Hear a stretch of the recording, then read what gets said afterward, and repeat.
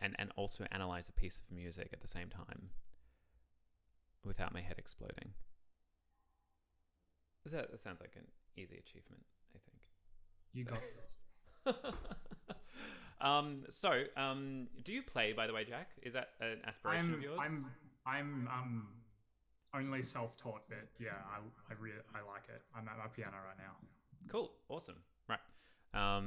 Only self-taught is not a problem. That is where I began. So I am self-taught. So that is fine.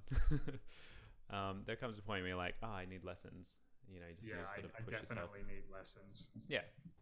So obviously, you know, we don't get a chance to talk about the piano too much over these lessons, and I might take a few classes in the other room just so I'm next to the piano. It makes it a bit easier. But just for everyone at home, there's the fundamentals of the 1, 2, 3, 4, 5. So each of these has a number associated with them: 1, 2, 3, 4, 5.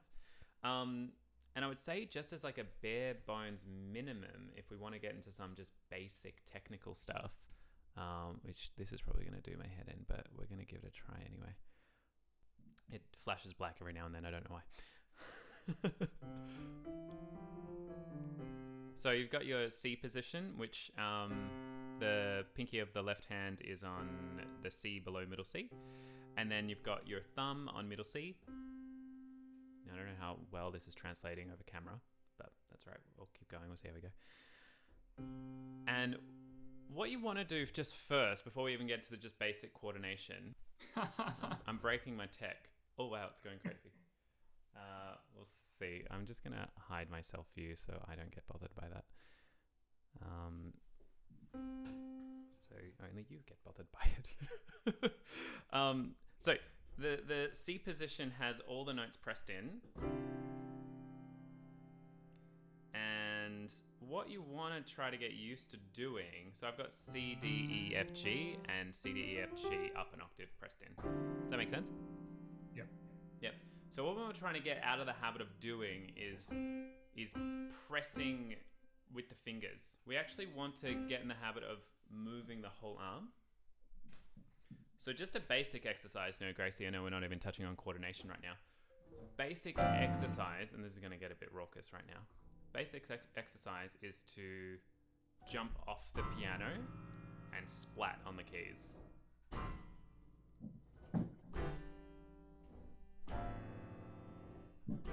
And so what we're trying to do here is actually generate some movement from the deltoid, you know, down to the elbow, down to the forearm, down to the wrist. Yeah.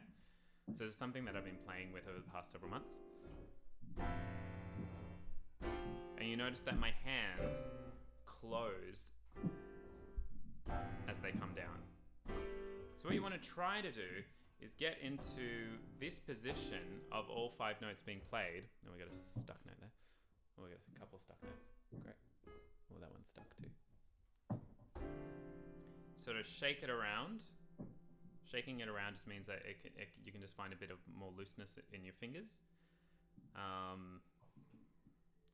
And then you want to see if you can just splat onto those 5 notes.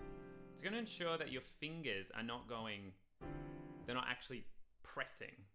Boy, that's going quite crazy. Sorry, Jack. Just let me know if it's driving you mental. So No, often, okay, thank you. Often we press and there's no arm involvement, okay? So an exercise is to actually go C and G with the thumb. And then second finger.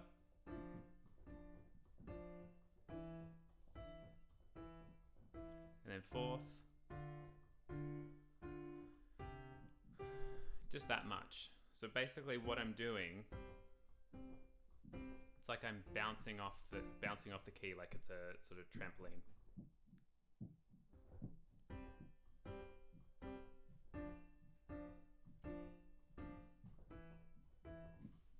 Two seconds. One day this will be a smooth operation, but until then. So.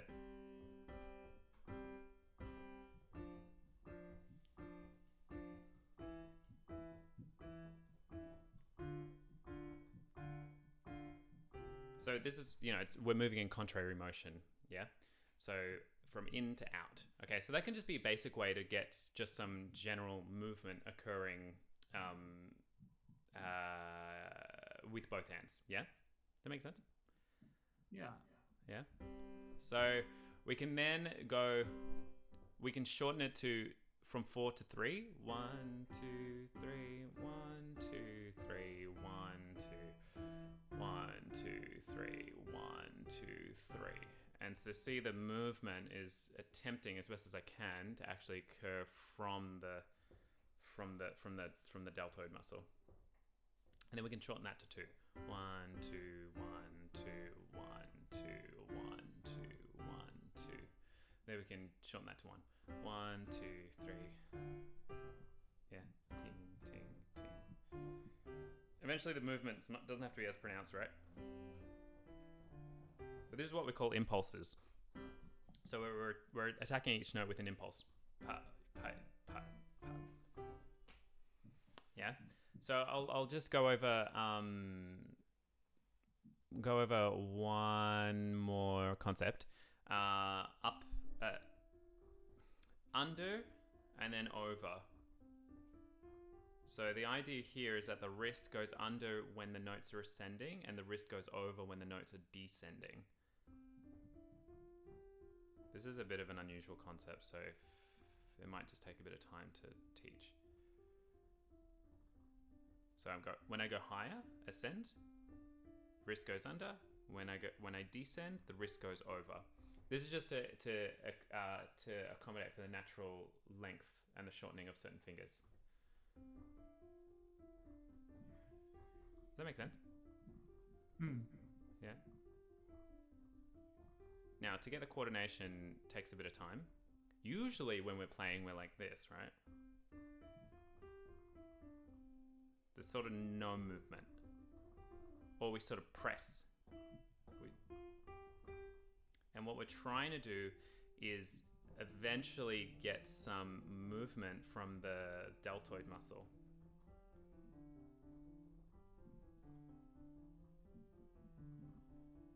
So left one can be quite tricky depending on what your dominant hand is. And then sometimes we have to reset our hands, and what we do is we just curve the fingers a little bit and just run them along the keys. That can kind of help to just get the natural curvature of the fingers. This might seem quite closed, but at the same time, when we just place them on the keys,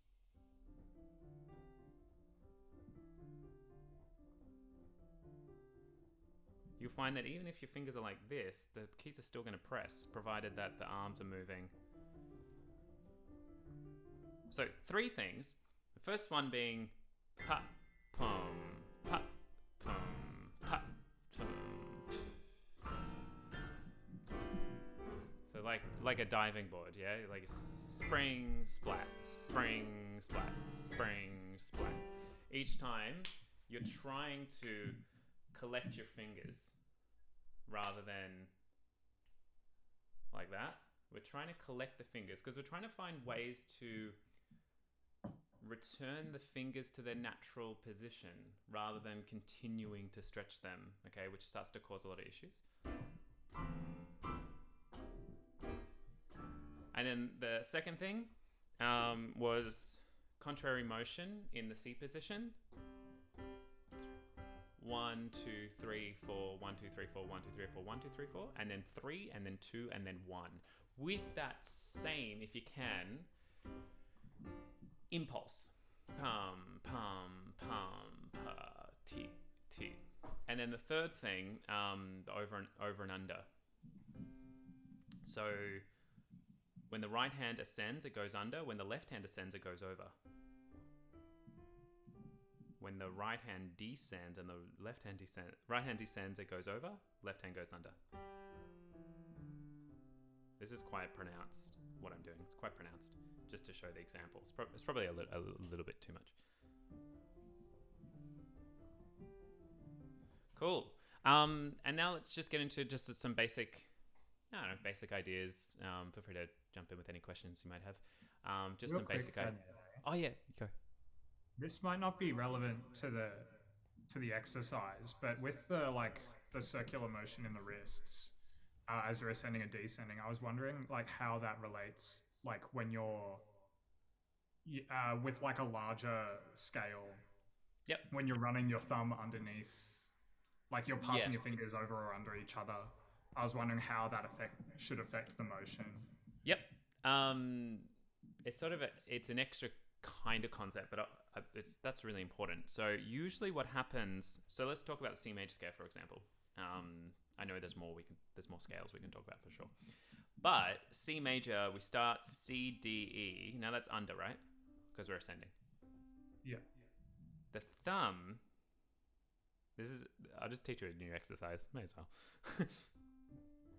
There's a transition point here where the thumb tucks under, presses the key, and if you're going under, that elbow's probably tucked out a little bit as well. It's probably jutted out. The exercise here is to actually, let's see how smoothly I can teach this. Is to hit the thumb. No, sorry. C, D, E. Return the elbow back to the side of the body. Does that make sense? So say the elbow's kind of gone out. You return the elbow back to the body. Half depress the key of E. This is a wild concept. Rather than holding the key in, you loosen the weight a little bit so it's just half. Is that all right? Yeah. That's really tricky. And then once that key is loose, and you'll be able to tell it's loose because you can actually move your hand around a little bit. You can move your arm around a little bit. Then you press the thumb a few times. Very relaxed. So 3 steps, yeah? Da, da, T, elbow back. Release the grip of the E. Halfway. That's super relaxed. Then thumb. Is the middle finger relaxed and the elbows relaxed, so therefore the thumb can just chill out. Does that make sense? Yeah. It's not a full answer to your question yet, but like, does that just so far kind of track? Yeah. What do you find difficult? What's the hardest? Like keeping the middle finger like steady halfway down the E. Yeah. Because it wants to come back up. Yes. Well, for some people, it either wants to come back up, or for some it wants to stay down, super down, and it's just in. It's pressed into that key. So to get the equilibrium right, that sort of baseline of like, oh, the finger needs to just lift a little bit and not be too pressed in, and it doesn't want it. You never want to completely lift the finger from the key, because you want to sort of feel as if the key is actually kind of stitched. Sorry, the finger is kind of like stitched to the key. That's when we start to get legato, because if the finger comes up, you're sort of finding gravity, Mm. So I go C, D, E, under, by the way. Release the elbow. Release the finger a little bit. I should be relatively relaxed here. Oh, potato guys, thank you. So sweet. Okay, and then thumb. 1, 2, 3. It's very hard, right? Because then you'll notice that extra tension starts to set in. Either tension starts to set in the third finger, the middle finger, or my elbow, for example, right now is starting to move out. So I chill out. Then my elbow should be relaxed, by the way. It should be relaxed by the side. And it keeps jutting out because that's my problem. It always happens. And then I cross the fingers over. And when I'm crossing over with the right hand, we're ascending, the wrist movement is under. So it's kind of like 3 components here. There's the CDE of the wrist moving under. There's that little transition point of relax the elbow, soften the middle finger. Is the thumb released? Is the thumb tense free? So that's why you check. That's why you go, is my thumb relaxed? Can I just kind of go, can I just chill out and just hit the note a few times? Yeah, it's pretty good. All right, then I'll recommence the under. Does that make sense? Yeah. So 3 components, right? Realistically, you could just learn it in 2 ways. You could just go. You just get used to part 1 of the scale. Great. Even 3 notes at the same time. So they're held in, but can I release the pressure so it's just half the notes in and the arm is released? Can I splat? We'll talk more about that a little bit more. Hey, Figure Live, thanks for the follow. Jack, you're all part of this wild world right now. What the hell's happening? And then the second part is, can you splat on the top 5 notes of the C major scale? F, G, A, B, C. And can you just do the basic under, over?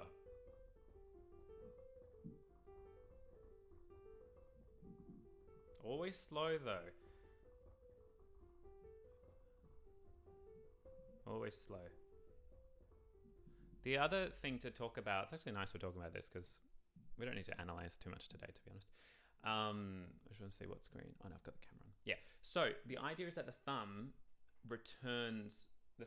needs to return. This is another completely different concept, right? The thumb needs to return to its home position. Does that make sense? Yeah. So often it's quite stretched depending on what we're doing.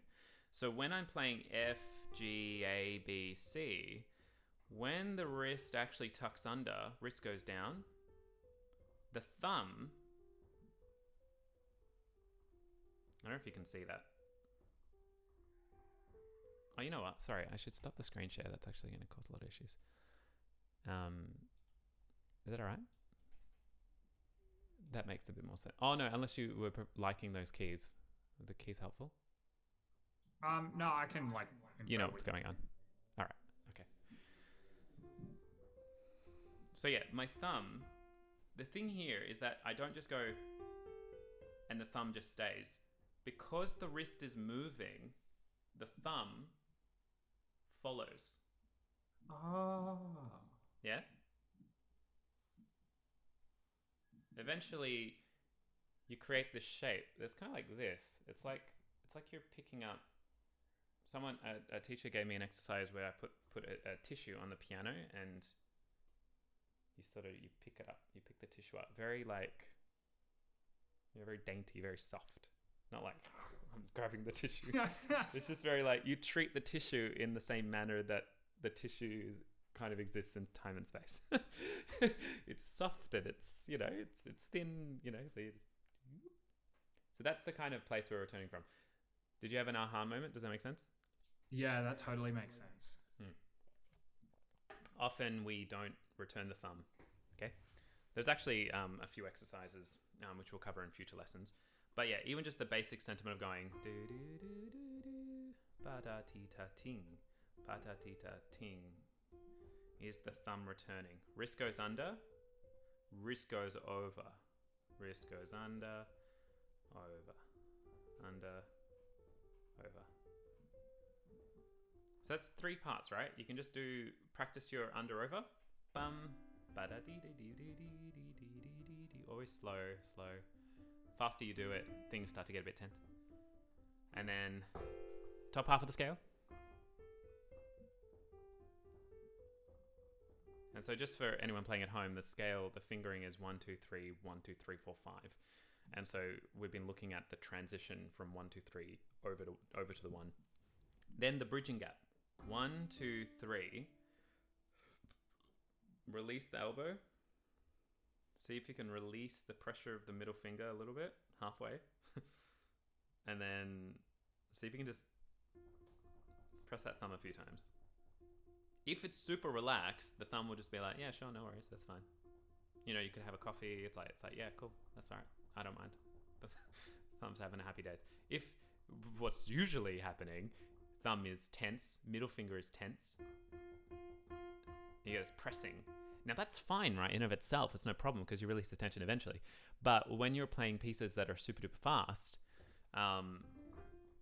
if there's tension in the thumb, you're gonna start to slow down.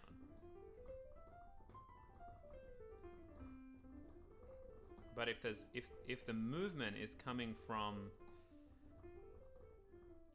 the wrist and then the deltoid at large, then we're gonna be quite relaxed. Any questions?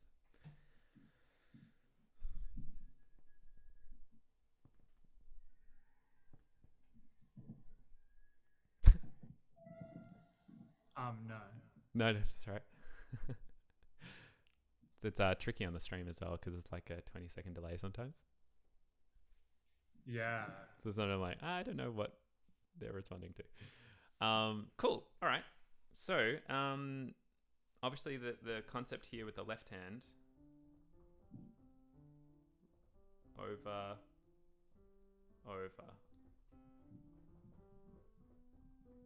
But when you go back, 1, 2, 3, thumb tucks under, elbow releases, middle finger softens, thumb. You go, yeah, am I relaxed? Yeah, I'm relaxed. Dee-dee-dee-dee-dum. So wrist over, wrist goes over.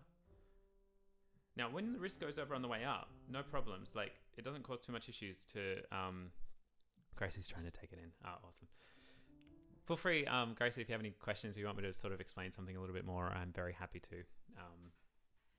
We're not even talking about left and right hand coordination. So 1, 2, 3, 4, 5.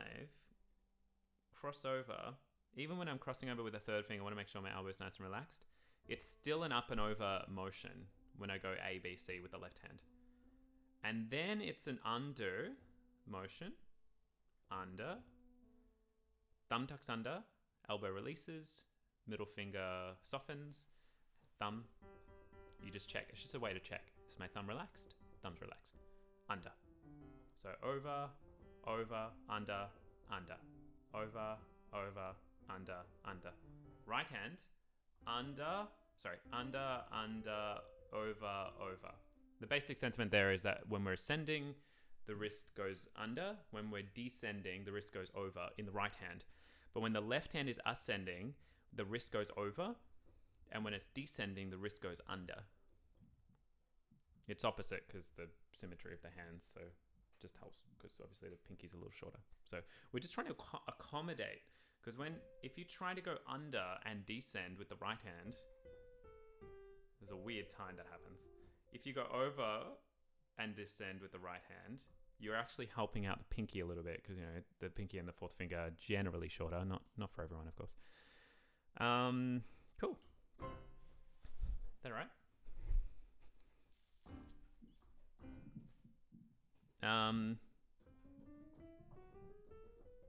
One fun scale to learn, which I think is really worth practicing, is the chromatic scale. You probably already know this, Jack, but just all the notes on the keyboard. There's the camera. All the notes on the keyboard. The white and the black notes, all of them. Hey, real one, what's going on? Welcome to the stream. I'm doing a music theory lesson. If you want me to cover anything in the next 2 minutes. Time will have already gone by then. So the idea here is that 1 and 3 are the fingers. I'm going to go back to...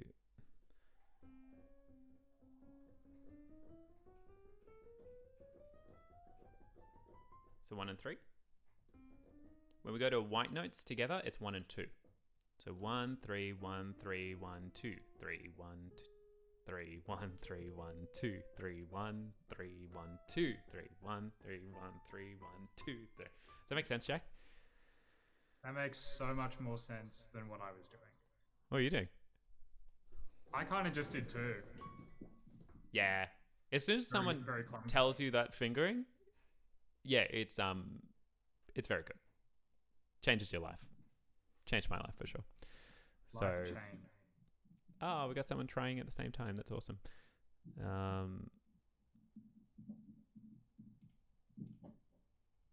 So 1, 3, 1, 3, 1, 2, 3, 1, 3, 1, 3, 1, 2, 3, 1, 3, 1, 3, 1, la la la la la. Basic sentiment here is that 1, 2 on the white notes. 1, 3 every other note. Etc.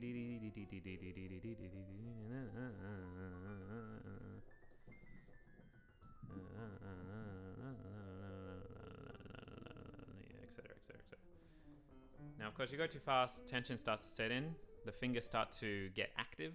They get like little claws and they want to sort of press everything. That's what happens when we speed up. So always slow. Either do slow or you break down the events. So the smallest event of just going 1, 3. Now that's because we're ascending, it's an under motion. It's the smallest motion, but there's a small movement of the wrist. The 2 is for the white key changement. Yeah, finger 2 for when you hit from E to F or B to C. Correct. Flow so easy, says Grace. Awesome, great. Of course, when we're looking at the left hand, it should be the same. 1, 3, 1, 3, 1. Oh, except you move to, it's 2, 1 instead of 1, 2.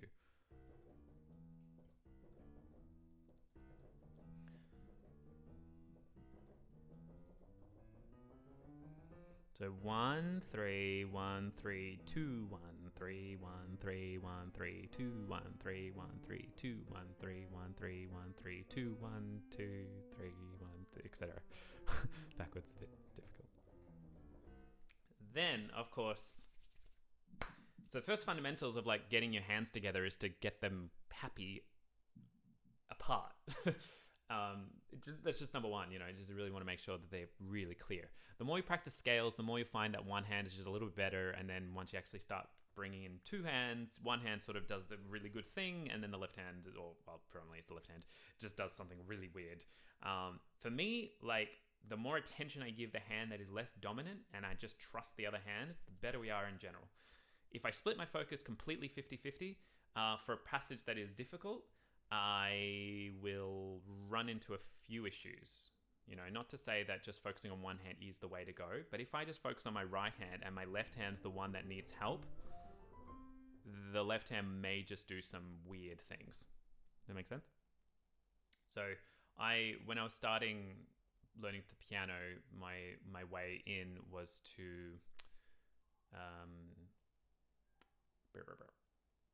kind of visualize. It was a very much a legitimate visualization of my head splitting. So I could just visualize I'm going to focus on the right and I'm going to focus on the left and I'm going to give them adequate time together. Then when I was like, oh, my right hand's doing pretty good just on its own when I practice it on my own. So therefore I'm going to dedicate like 75% energy to my left hand. So all of my mental energy would be like, what's my left hand doing?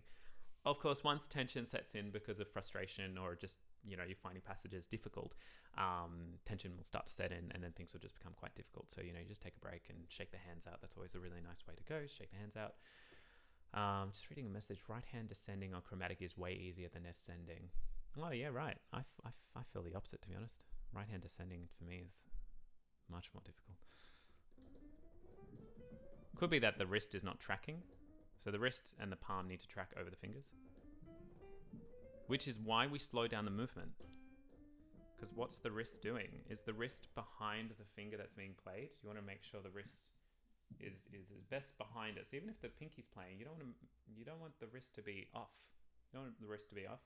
You want to see if you can align the pinky behind the wrist, which is going to give support behind the elbow, then behind the deltoid as well. So everything kind of moves.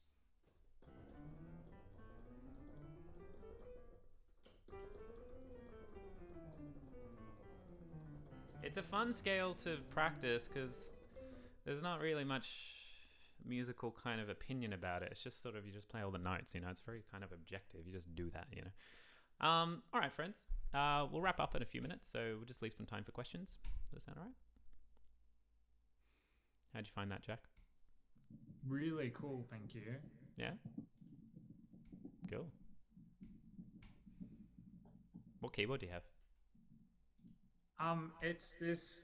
Oh, it's old, so the things like the name's worn off. But it's a Roland like something 7 digital intelligent piano. Oh, very cool. She's old, like she has like a little tape. It's intelligent. Tape in it. Oh, cool. And like you can it's put from the like 90s or something, like a floppy disk tapey type thing into it, and then I think you can record. Like you can play and it'll put it into like record it on the. Yeah, there's I think people would do that when they would notate like compositions, and they'd program the notation in. I don't know how, to be honest. That sounds really I have no weird. idea how to do that. Do you have any pieces that you kind of got at the moment that you can kind of start looking at, or anything you're learning, or? Um, Interested in learning? I kind of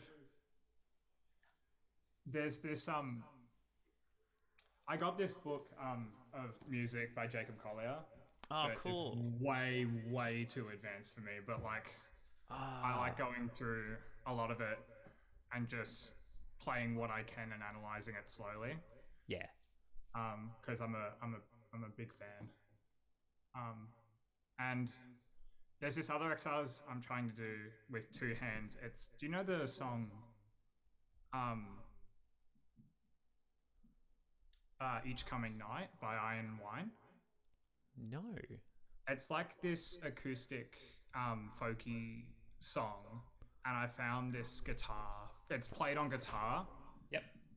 and I'm just kind of translating that roughly over to piano because I like the song and I'm trying to play the pattern, like What find a is? way to play the pun. Can I hear it? Yeah, it's Like, can you play me the pattern? not well. I literally started yesterday. Sorry. And thanks, Gracie. Just taking some time to practice. That's good. We can talk more about the left hand and right hand, maybe. I don't know. Another day.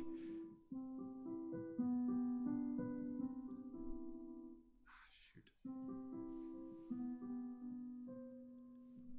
Is it one hand? What it's actually for guitar. So it's Like it's you can play it with one, but at the moment I'm kind of playing it with two because it spans like quite a large. yeah, cool. So I've kind of been doing like the descendive melody part with my Yep. left thumb, and then doing the like ornamentations with my right hand. Yeah, cool. Sounds very pretty. I think Yeah, I haven't there's quite figured it out yet. Yeah. Well, that's great that you've got that ability to transcribe and work stuff out. I think that's awesome. Well, have a look and see. Oh, we got a comment. You're doing good, Jack. Sounds nice. Aww. Well done, Jack. The Thank people love you. you. The people love you. The internet loves you. See how you go, because those scales will definitely work with that sort of wrist motion. Obviously, you still Yeah. need to work out the notes and stuff, but